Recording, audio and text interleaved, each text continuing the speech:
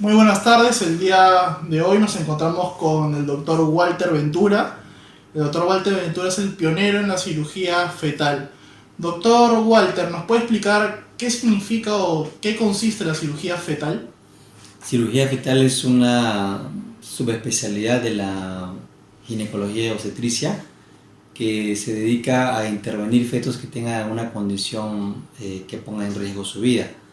Cirugía fetal es una palabra muy amplia que abarca un gran número de intervenciones, desde intervenciones muy simples con agujas muy finas hasta intervenciones más complejas que intervienen varias especialidades e intervienen en mayor equipo tecnológico, son operaciones más complejas. ¿Cómo se diagnostica el proceso qué es lo que sucede para que se pueda realizar esta cirugía, ¿no? Eh, la herramienta fundamental que tenemos para hacer un diagnóstico y luego el tratamiento que sería la cirugía es la ecografía. Eh, Hace 30 años no había forma de ver lo que estaba sucediendo en el vientre materno. La tecnología evolucionó bastante y ahora tenemos imágenes casi reales en realidad que nos permiten ver in situ lo que está pasando con el feto. Entonces, una vez que se hace el diagnóstico, ese paciente se refiere al médico especialista en cirugía fetal y el médico cirujano fetal hace como un checklist, evalúa al paciente y ve la pertinencia o no de la cirugía fetal. Justo hablaba del tiempo pasado. ¿Cómo llegó esta cirugía al Perú? Y la cirugía fetal existía en el Perú desde hace ya varios años. Lo que había eran intentos de intervenir al feto, pero no había una forma sistemática o metódica basada en evidencia de hacerlo esto una realidad y de hacerlo persistente en el tiempo, ¿no? Esto se inicia en el año 2014, que es cuando yo regreso de hacer varias capacitaciones internacionales, fundamentalmente en Inglaterra. Me renuevo con el concepto de medicina fetal y cirugía fetal y empezamos a crear nuestra propia experiencia, sobre todo en instituciones públicas y desde intervenciones muy simples y luego fuimos aumentando de complejidad hasta ser ahora un centro que hace todas las cirugías que se hacen en el mundo. Introducir un procedimiento nuevo en un país como el de nosotros es complicado porque la gente no cree en este procedimiento o no creía en este procedimiento y lo que había que hacer era básicamente contagiar a la gente, convencer de que esta era una forma de tratar al feto, de que podíamos prevenir muchas secuelas que antes no se podían prevenir y que no necesitábamos mayor recurso tecnológico para hacerlo, ¿no? Más que entrenarnos nosotros mismos, organizar un equipo y hacerlo. Y así empezamos con esta cirugía. Ahora, nos comentaba que usted, mediante esta experiencia que tuvo previo y laborando, practicando en Londres, ¿cómo es el contraste o qué tan distanciado está nuestro país con la tecnología internacional? Claro, lo que existe en Londres y en los países europeos y también en Estados Unidos es que el diagnóstico prenatal, que es la parte previa a hacer la terapia fetal, ha sido desarrollado y ha sido mantenido en el tiempo por varios años atrás, ¿no? De tal forma que el médico sabe hacer un diagnóstico, el paciente sabe que tiene que ir a su médico para que le haga un diagnóstico y el médico, una vez que identifica el diagnóstico, tiene un sistema de referencia rápido, ¿no? O sea, hace el diagnóstico y ese mismo día o al día siguiente está refiriendo a la paciente al centro, la paciente llega al centro, ese mismo día se le hace todos los estudios y prácticamente al día siguiente o ese mismo día, depende de la urgencia, se puede hacer la intervención. En nuestro país no ocurre eso, en nuestro país nos falta fomentar un poco más y desarrollar un poco más el área de diagnóstico prenatal. Es como cualquier especialidad de medicina. Mientras más temprano hagamos el diagnóstico de la enfermedad, pues la cirugía va a funcionar más. Pero si el diagnóstico lo hacemos muy tardío, de repente la cirugía ya no tiene cabida en ese paciente. Entonces eso es lo que sucede. Básicamente, respondiendo a tu respuesta, el contraste es el diagnóstico prenatal precoz que se hace en Europa y el sistema de referencia rápido que se hace en Europa.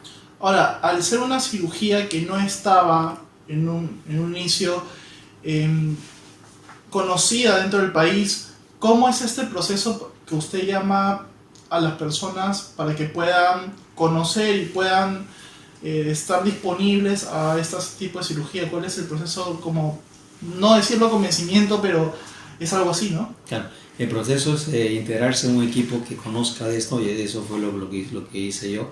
Me integré a un equipo de médicos especialistas en medicina fetal y empezamos a contagiarle la idea de la cirugía fetal. Empezamos a hacer los primeros procedimientos y en esos primeros procedimientos aprendimos mucho y empezamos a atraer a los otros grupos profesionales, como por ejemplo enfermeras, técnicos, llamar a otros médicos especialistas que se vayan contagiando de esto, y así fue creciendo el equipo.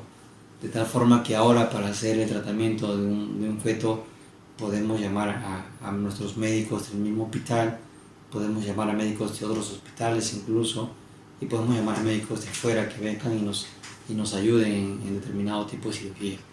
Para que las personas puedan entender más que todo, de forma resumida, ¿cuál es el proceso por pasos que se tiene que lograr para determinar y realizar la cirugía fetal? Se hace, tenemos una paciente gestante que acude a sus controles normales, y en sus controles normales se le pide una ecografía. Hay 3 ecografías que se le pide a toda gestante en estos momentos. La primera es la que se hace a la semana 12, y la segunda, que es donde se diagnostica la mayor cantidad de enfermedades, es a la semana 20. Entonces, más o menos, una paciente que se le hace el diagnóstico a la semana 20, por un médico ginecólogo general, digamos, hace la alarma, hace la advertencia, lo refiere a un médico especialista en medicina fetal. El médico especialista en medicina fetal corrobora el caso, ve la severidad del caso y luego lo refiere a nuestro equipo. Nuestro equipo hacemos nuevamente la confirmación de eso, conversamos con la paciente si está dispuesta a no hacer el procedimiento, porque son procedimientos que a veces no son 100% curativos, pero sí son salvadores en unas oportunidades, y la mayoría de veces son paliativos. Entonces conversamos con la paciente la opción que tiene ahora y que antes no tenía, y paralelo a eso solicitamos más pruebas como resonancia magnética para determinar mejor la anatomía de una estructura fetal, y una vez que pasamos todo ese filtro, que lo podemos hacer desde 12 horas a una semana, hacemos la cirugía fetal. ¿Existe algún límite del tiempo? O sea, sí. Para poder intervenir el feto. Sí, normalmente las intervenciones que hacemos lo hacemos de la semana 18 hasta la semana 26 o 28 en el caso de las hernias, ¿no? Al pasar ese tiempo... Al pasar el tiempo, ya la enfermedad ha causado muchos estragos en el feto, y lo que vamos a obtener haciendo la cirugía es mínimo. Entonces más vamos a poner en riesgo al feto. Estas cirugías, siempre le decimos esto a los pacientes, que son cirugías paliativas de la enfermedad, muy pocas veces curativas en realidad, pero que tienen un riesgo para la mamá y para el feto también. Y el riesgo principal es que estamos ingresando al vientre de la mamá hacia el hogar del feto, y lo que puede pasar después es que se rompa la bolsa, ¿no? Entonces es un efecto, digamos, adverso que se puede presentar. Entonces eso hay que balancearlo bien, ¿no? Si es que en realidad vale la pena o no intervenir, porque puede ser que se trate de una enfermedad leve y no vale la pena hacer la intervención o correr el riesgo, porque la misma naturaleza se puede encargar de paliar esa enfermedad. ¿Cuáles son las principales enfermedades que se pueden, se pueden mejorar, por así decirlo, curar dentro de esta cirugía fetal? Las principales enfermedades son la anemia fetal. Así como los adultos desarrollamos anemia, y a veces desarrollamos anemias muy severas con las cuales el único tratamiento es transfusión intrauterina, los fetos también pueden desarrollar por alguna condición la anemia fetal, y ahí entramos nosotros y hacemos una transfusión intraútero.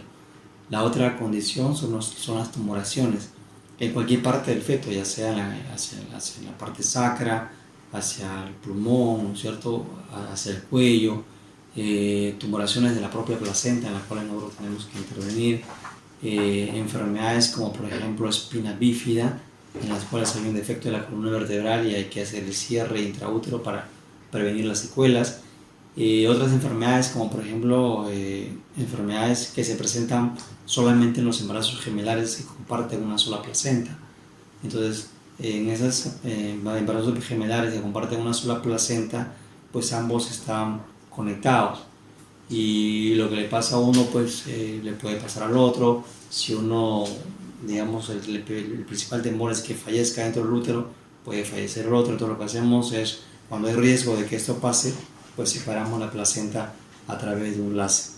¿Existe algún índice de mortalidad o probabilidad el cual ustedes manejan estadísticamente? Sí, claro, normalmente lo que operamos son condiciones en las que si no hacemos nada, pues el bebé se va a perder. Y normalmente decimos que cuando hay una mortalidad tan alta como 80%, vale la pena intervenir. Pero si la mortalidad es mínima, como por ejemplo un 2% o 5%, pues no vale la pena intervenir. ¿En qué partes del país se puede realizar este tipo de cirugía? Ya. Y esa es una pregunta muy buena. Idealmente la cirugía fetal se hay que realizarla en un centro grande, ¿no? Puede ser en cualquier parte del Perú, pero que tenga un centro grande porque puede ser de que la cirugía se complique. Entonces, como por ejemplo un parto prematuro.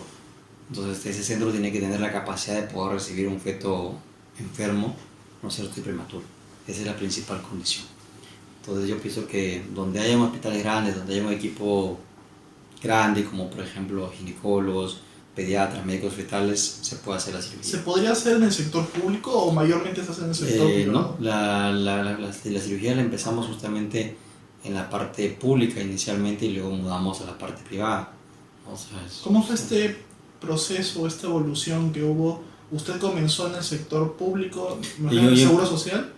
No, yo empecé en el Ministerio de Salud, en el Instituto Nacional Materno Prenatal, que pertenece al Ministerio de Salud, y paralelamente empezamos a desarrollar algunas cirugías en la parte privada también, ¿no? O sea, fue algo, digamos, simultáneo.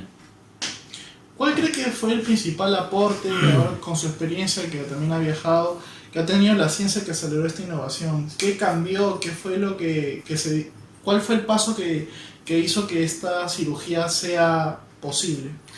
El principal paso que dio a pie a esta cirugía fue el desarrollo de finos instrumentos llamados endoscopios, que permitieron justamente ingresar hacia el vientre materno haciendo el menor daño, ¿no? Los endoscopios convencionales que usamos para hacer una cirugía en un paciente adulto, digamos, miden alrededor de 1 centímetro a 2 centímetros. En cambio, los endoscopios finos que nosotros usamos miden alrededor de 1,5 milímetros. O sea, son cosas muy finas.